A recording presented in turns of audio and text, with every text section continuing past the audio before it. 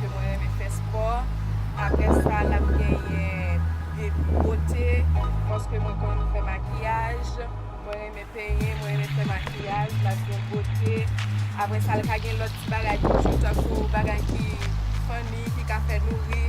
Apre sa la gen takou lot bagay, takou lot konsey, si m gen yon konsey ou bien si m go baye m ta reme konen, m ta reme pataje nan seman avèk nou. Ma fè sa e puis pou nou ka konen plus. Se sa ke mwen ta reme nou abone chanel mwen. Ta reme nou abone chanel mwen pou det nepot le mwen la yon video pou nou ka jwenni. E puis ta piye like video yo pou nou ka ankouraje. E puis nou ka komante. Si gen bagay nou ta reme mwen fè, nou ka komante pou nou di mwen ki kote ki sa pou mwen fè. E puis pa fè li. Paske pou la pou kote pezi. Abone avèk chanel la, e like, e bi komante. E mwen